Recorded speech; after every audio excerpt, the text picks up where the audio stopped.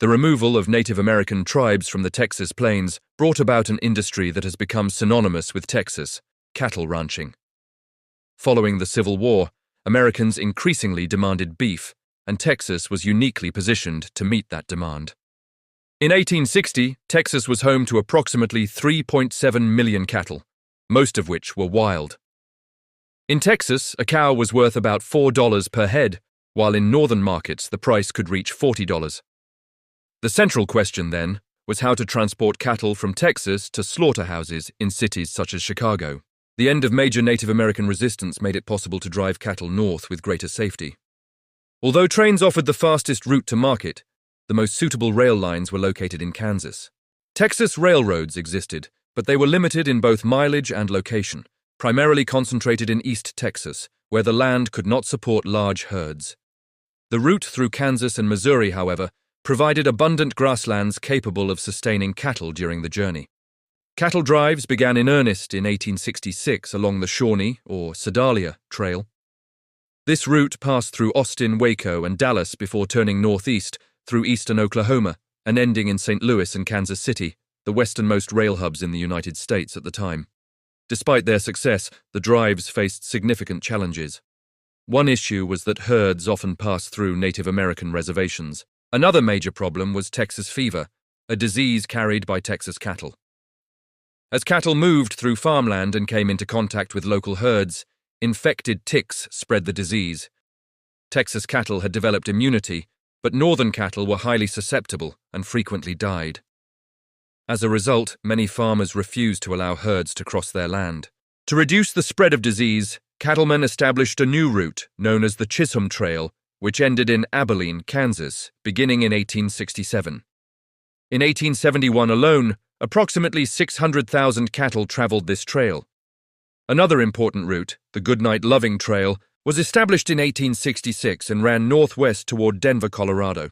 The cattle drives gave rise to one of the most enduring symbols of Texas and the American West, the cowboy. A typical drive involved up to 3,000 head of cattle and required 8 to 10 cowboys. Their primary responsibility was preventing stampedes. Contrary to popular imagery, cowboys were discouraged from carrying firearms while riding, as accidental gunfire could spook the herd. The work was physically demanding and poorly paid. Cowboys spent most of their day in the saddle, driving cattle an average of 10 miles per day. At the end of a drive, they earned roughly $40 per month, paid only after completion. Cattle drives were only one part of Texas's cattle culture. Another major component was the rise of large ranches. Charles Goodnight, already well known for his role in cattle drives, made his fortune in ranching. In September 1875, he established a ranch near Palo Duro Canyon, land that had been largely abandoned following the removal of the Comanche. His ranch eventually expanded to 1.3 million acres and supported approximately 100,000 head of cattle. To put this into perspective, the entire state of Rhode Island contains just under 990,000 acres. Even larger was the XIT Ranch, which totaled nearly 3 million acres. The X represented the Roman numeral for 10, reflecting the ranch's expansion across more than 10 counties. Such massive ranches were possible because Texas sold large amounts of public land. One reason for these sales was the state's need to fund construction of a new Capitol building after the original burned down. Since the Texas Constitution prohibited the state from taking on debt, selling land provided the necessary revenue. Despite their size, neither the Goodnight nor the Exit Ranch became as iconic as the King Ranch. Founded by Richard King, an orphan from New York who came to Texas during the Mexican-American War, the ranch grew from King's wartime business supplying the U.S. Army along the Rio Grande. After the war, he purchased the first 53,000 acres of what would become the King Ranch. Over time, it expanded to 1.2 million acres.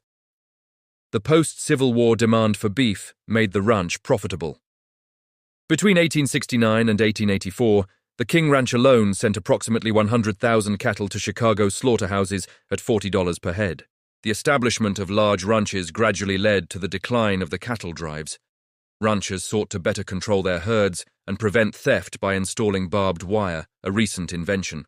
They also fenced off watering holes, restricting access to vital resources. Smaller ranchers, frustrated by these barriers, often cut fences, leading to violent confrontations. Despite resistance, barbed wire spread rapidly, making long-distance cattle drives increasingly impractical. Another major factor contributing to the end of the cattle drives was the expansion of the railroad network. The original need for cattle drives stemmed from Texas's lack of rail infrastructure. Between 1870 and 1890, railroad mileage in Texas increased dramatically, from 583 miles to over 11,700 miles. With rail lines closer to ranches, cattle could be transported to market more efficiently. As supply began to meet demand, the era of the great cattle drives came to an end. Ultimately, the combination of barbed wire, expanding railroads, and the success of large ranches brought the Texas cattle boom to a close.